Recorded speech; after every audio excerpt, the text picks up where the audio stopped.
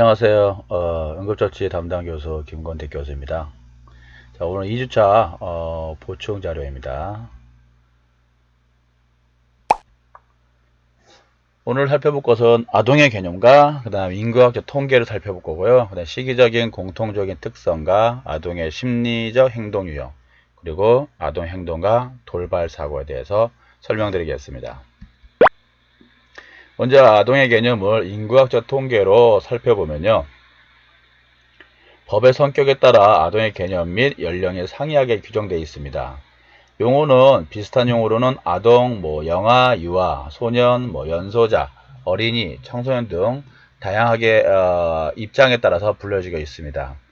아동의 개념은 출생에서 만 18세까지의 신체적, 정서적, 정신적, 사회적, 인지적으로 미성숙한 단계의 인간으로 정의되고 있습니다. 그리고 보육학에서는 보통 영아를 12개월 이내로 보고 있고요. 그 다음에 13개월에서 취약 전까지 유아로 정의 내리고 있습니다. 물론 이제 또 응급학에 대해서도 다르게 나눠져 있습니다. 응급학 같은 경우는 영아, 그 다음에 소아, 성인 이렇게 세 단계로 구분하고 있습니다.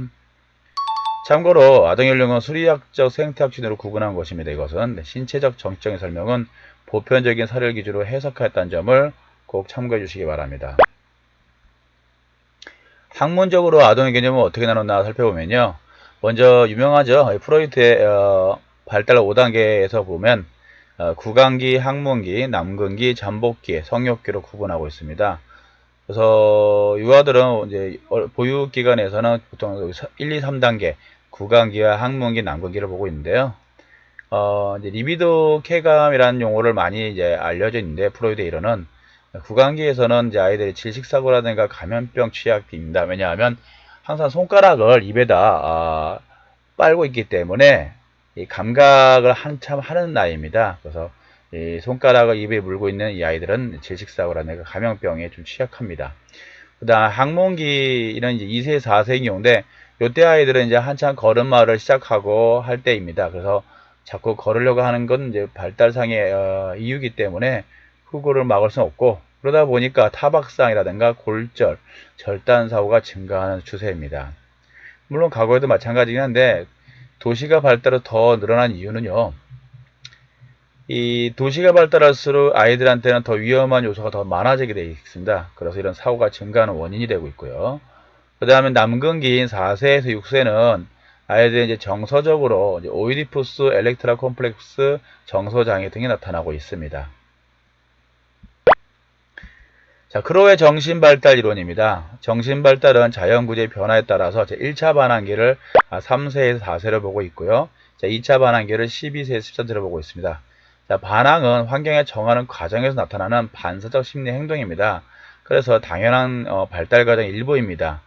소위 청소년들이 말하는 반항기는 그냥 이유 없는 반항이 아니라 그 발달 정서가 그렇게 나타난 과정 중에 하나라는 거 잊지 마시고요. 그리고 유아기는 3세, 4세, 아동기는 5세, 13세로 이렇게 크로우는 말하고 있습니다. 유명한 사람 중 하나죠. 에릭슨. 에릭슨의 정신기능 이론으로는 이제 1단계부터 8단계가 있습니다. 1단계는 신뢰감과 불신감에서 상대적인 개념으로 구강기에 나타나고 있습니다. 그 다음에 3세 이하로 이제 학문기가 있는데 이때는 자율성과 수치성이 상대적인 개념으로 설명하고 있습니다. 이렇게 설명하고 있으니까요. 한번 살펴보시고요. 자세히는 넘어가지 않겠습니다. 여기서는 이제 아이들 대상으로 하기 때문에 그 3단계까지만 설명드리겠습니다. 3단계는 이제 남근기로서 3세, 6세입니다. 그러니까 자발성과 죄책감, 스스로 이렇게 움직이고 하는 방향도 있지만 또 거기에 따른 죄책감도 아이들이 느끼지 않아요. 이런 것들은 이제 아이들한테 알려주고 교육하는 거 여러분들 해야 할 몫입니다. 시기적인 공통적인 특성을 살펴보면요. 태아기, 수정에서 출생까지는 말하고요. 신생아기는 약 출생에서 1개월간, 그다음 유아기는 2개월에서 1세 반까지, 유아기는 보통 생후 1세부터 5세까지 이렇게 보고 있습니다. 아동 관련 법규의 호칭과 연령 기준은요 다음과 같습니다. 한번 살펴보시고요. 여기 헌법부터 해가지고 아동복지법 있거든요.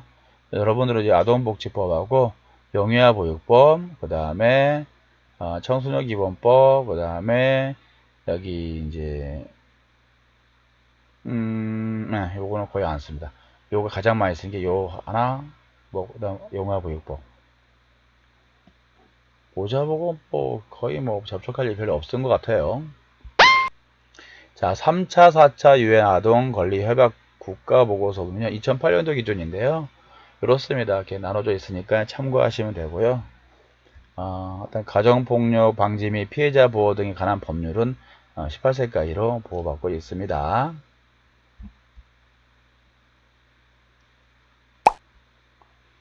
유아의 심리적 행동 유형에 따라서 아이들은 이제 사고 유발이 되는데요. 그러니까 이 사고 유발되는 원인 크게 행동 유형을 네 가지로 나눴습니다. 그 중에 하나 첫 번째가 자기중심성 때문에 사고가 많이 납니다. 유아는 자기의 관점과 남의 관점을 구별하지 못합니다. 저 어린이집에서 여러분이 가르쳐 준 걸 아이들이 배워 가잖아요. 그 아이들은 그렇구나 하고 자기 입장에서 세상을 바라보는 관점에서 이제 이해를 합니다. 다른 사람이나 운전자의 생각을 상상이 어렵기 때문에 손을 들고 길을 건너는 것을 배우면요. 언제든지 손만 들면 자동차가 서줄 것으로 생각합니다. 그 신호가 바뀌고 있는데도 앞 사람만 보고 그대로 건너가는 것도 이런 자기 중심성에 나타나는 행동 유형입니다. 따라서 아이들은 가르친다 하더라도 반복적으로 해야 되겠지만은 그래도 지켜봐야 됩니다.